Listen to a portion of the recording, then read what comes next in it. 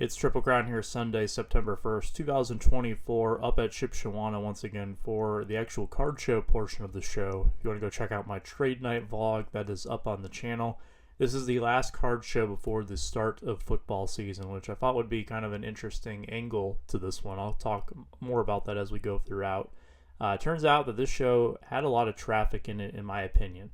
I know that kind of the consensus, if you listen to some others, was that it was down a little bit from the previous iterations. To me, I felt like there was just as many people there, at least coming to my table on Sunday. They just had different motivations, I guess, than what I was used to the previous couple go-rounds at this show. But it was busy right away. I got there around 7:25, I want to say, in the morning to start setting up my table. I immediately had people coming over looking to buy cards as I was setting them out in the showcases. So I didn't even get a chance to do a pan around shot of my showcases to tell you how quickly I had people coming up to the table. And really, I didn't have too many slow periods until maybe 1:30ish in the afternoon. There was a lot going on. So with that said, I have plenty to show you today, plenty to discuss. Let's go ahead and dive into it. Is this what you're asking for here on the bottom? Okay. They're not firm though. I did a lot of buying at the show, and it was all from people coming up to my table. There were a lot of people who came up looking to sell, perhaps more than I have ever had at any show. Can't really back that up by any empirical data, but that's kind of what the vibe felt like. Anytime that I sold a card, there was plenty coming up to my table looking to take its place in my showcase. Really, in my head, I don't ever say, okay, this has to be a buying show, this has to be a selling show. Really, I let the show tell me what kind of show it's going to be, if that makes sense. Where I'm going to listen to what my feedback is from my customers. If they have a lot of stuff to sell, I'm going to go ahead and try to buy what they bring to me. If they are just looking to buy up cards, that's fine. There's always places to buy cards. So being flexible is something that I've definitely learned you have to be as a dealer this day and age. Alright, let me take a look at these, see what I can come up with. What did you have on that one, out of curiosity? That one I would do probably 220. Okay. There's no comps on it right now, since it's out of 5. There's a base version that sold for, I think, anywhere from 75 to 95. Are those case hits? Yeah, that one is, yeah.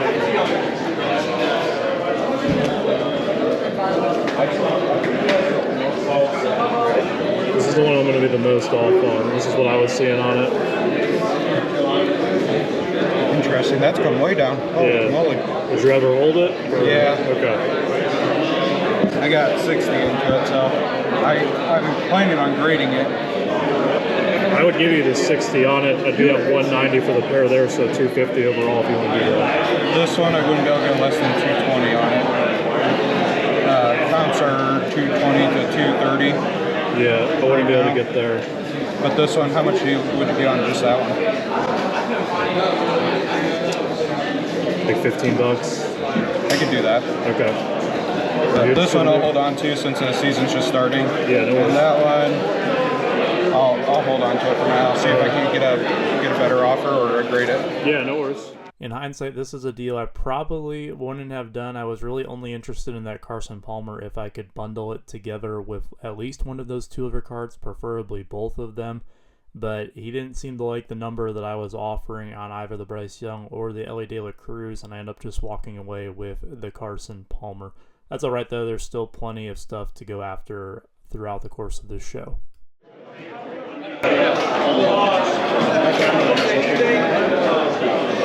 220 on it? Yeah, that's fine. It's like right at that right. Thank you, sir. Thank you. Enjoy the rest of your show. You too. Like that Pujols.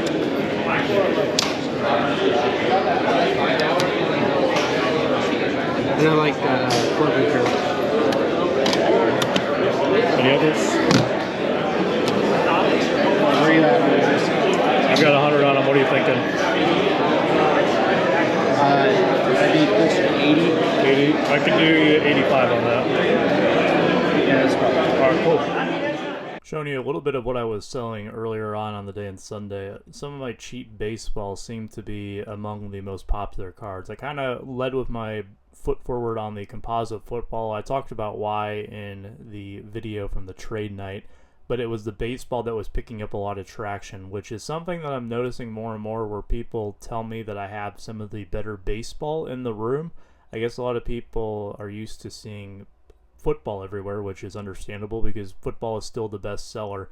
But I don't know what it is, but the last 2 times I've been at this show now, I got a lot of compliments on my baseball selection and a lot of people picking it over. It's not necessarily the really higher end cards or even the cards that have a triple digit price tag. It's more so the stuff that's $50 and under. That was definitely the best seller, and that's kind of my bread and butter for baseball. I can do pretty well with a lot of baseball in the $20 to $50 range.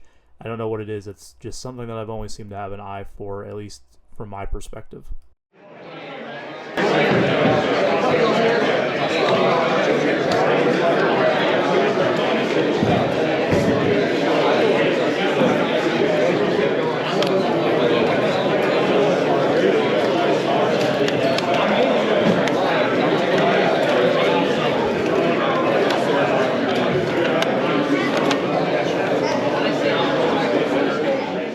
I'm never looking for anything specific when something comes up to my table because I never know what's going to walk up to the table. I like to keep an open mind, but general rule of thumb is going to be your short printed stuff, whether it's numbered or non-numbered, your case hit type of stuff, the things that are popular, whatever I think I can move is really the answer to what I'm looking for when someone comes up.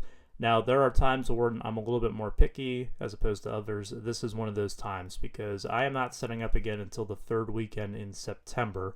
I'll have one weekend where I'm just going around buying at a show, and then I'll have one weekend where I'm not doing any shows. Therefore, my sense of urgency to restock my cases after this bigger weekend for me is not really there. I feel I have plenty of time, and I know I have some things coming in the mail over the next few weeks that will also help me replenish for the next show and be able to turn things over. So I'm being selective throughout this, but there's plenty of good stuff that's going to tempt me throughout this video.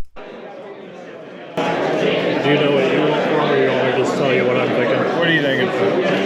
I've had this one for quite a while. Okay. Right when those boxes first came out, I actually pulled that and sent it in. If this is your favorite one, I don't want to take it off you because I'm probably going to offer a lot less than what you want. Where's your offer? You don't want to know. Maybe under 200. This one, I do see one at 80. Most of the raw ones I've been seeing for most of his Navy camos are anywhere from 15 to 40. I would guess, if I were putting it out, I'd probably put it out at 40, so I'd buy it at 30, try to get 35 out of it. You can't do 40 on it? You did 40, I'd sell it. I'd be firm at 30, unfortunately. But if you want to keep it, no worries. I'm sorry. Yeah, no worries. I've had it forever. Nobody ever wants Jonathan Taylor, but really, I think there's some upside. What do we take for that? 200. Let me look around a little bit. Yeah. Not many of them here. I haven't been here a long time, but not much Max Plymouth. I guess people are holding on to them.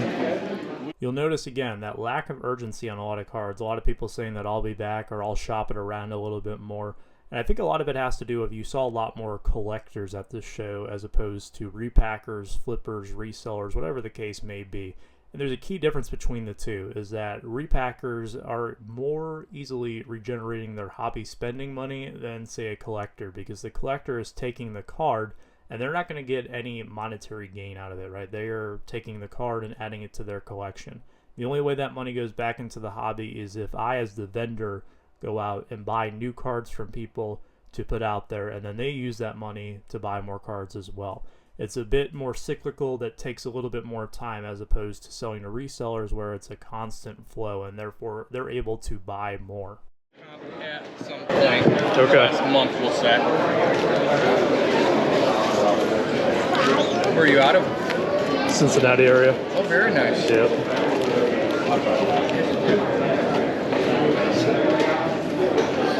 Can't believe he's that cheap now. I know.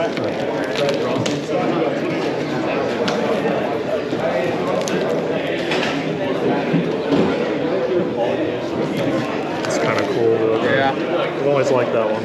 I sold that on eBay for $1,000. The guy didn't pay. Are you a Reds fan then? No, I was born in Detroit, so I'm all Detroit sports. Okay, very nice. But naturally, I kind of If you adopted them as a secondary too. Yeah. These look fine though. yeah. I would do 150 on the pair for these. Okay, 160. I'd be pretty firm at 150. Okay, we'll do it. All right, cool. Yeah, Thank you. thanks for pointing that out.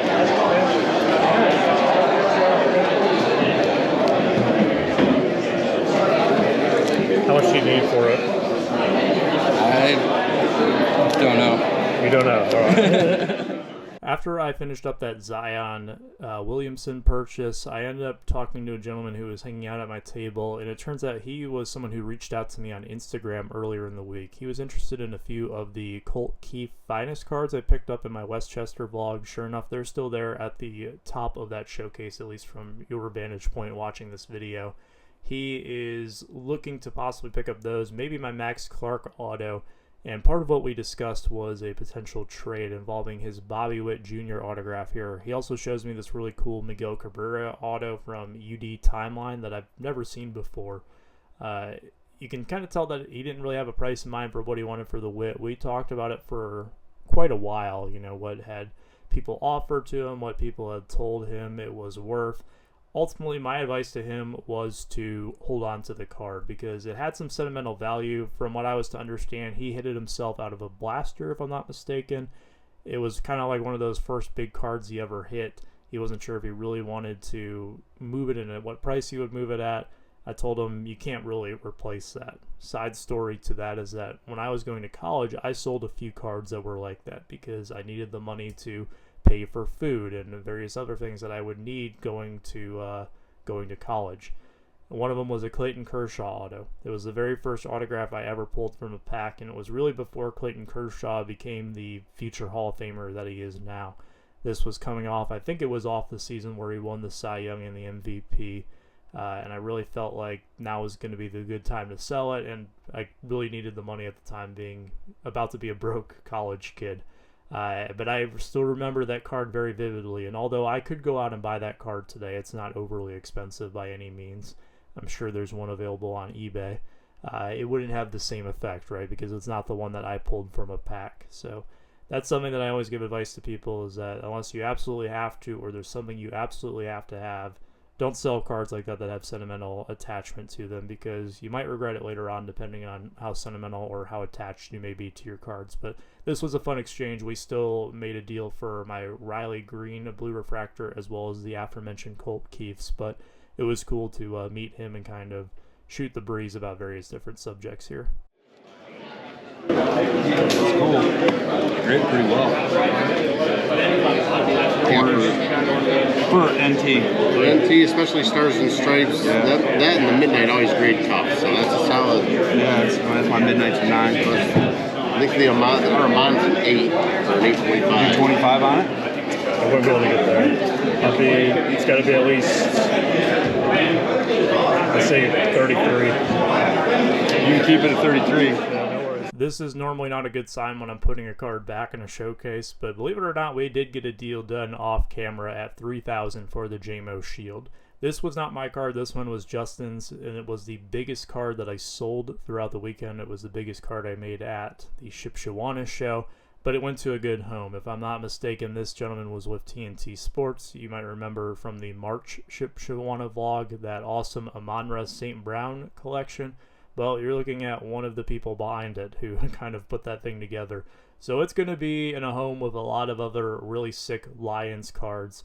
And while Jameson Williams is definitely a popular pick for a breakout star this year, he hasn't really lived up to his potential as a former first-round pick.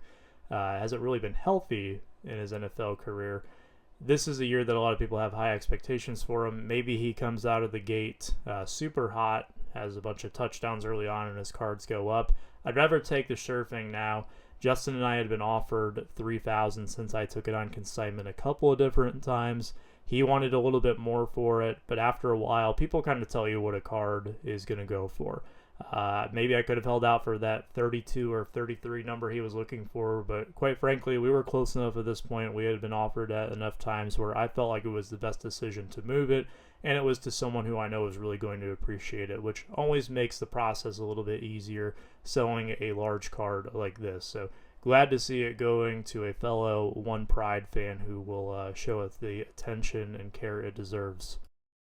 One more thing to talk about I didn't get a clip of, but I bought this CM Punk Gold from the new WWE Prism. I don't know why, but I've got some pretty insane wrestling cards lately. This will be his only Prism card. He's a pretty popular wrestler, being a gold out of 10. I'm always a fan of the golds, but that actually walked up to my table. Not something I expected to buy, but it is something that I ended up buying. Yeah, that's fine.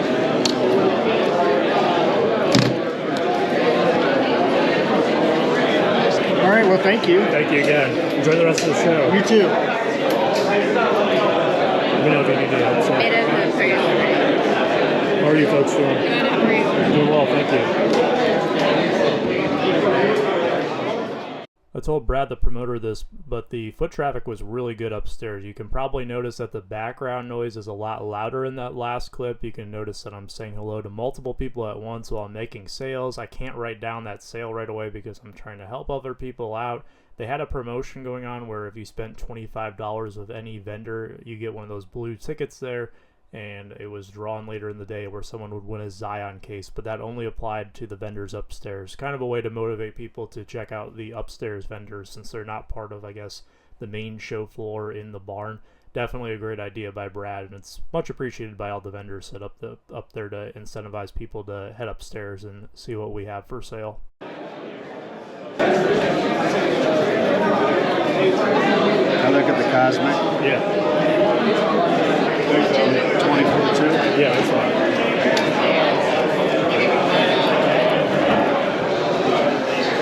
What's the best you do on 8 men? I'd be firm at 10 on him. Okay. I like that lime. Don't see it very often. You know, I never get asked about this one. I've had pretty much all the different parallels, and that one, I don't know what it is, but maybe it's the green. How far of a drive is it for you? 2 hours. It's not bad. I didn't buy shit that I know. I'm really upset. Like, What were you looking for? downtowns and stuff like that, but everybody wants 120% of what they're actually going for, so I'm like, no. Yeah, that's a norm now, it seems. Like, I will give you about 92% of comps.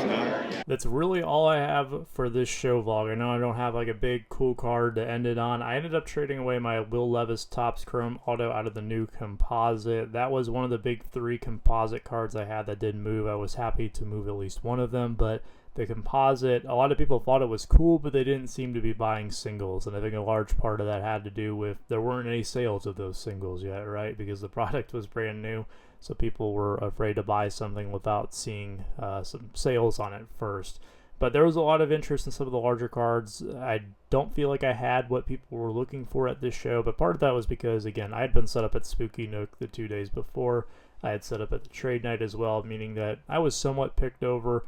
But overall, I did pretty well. You can see that stack off to the left there. That's all stuff that I bought at this show. So buying-wise, it was fantastic.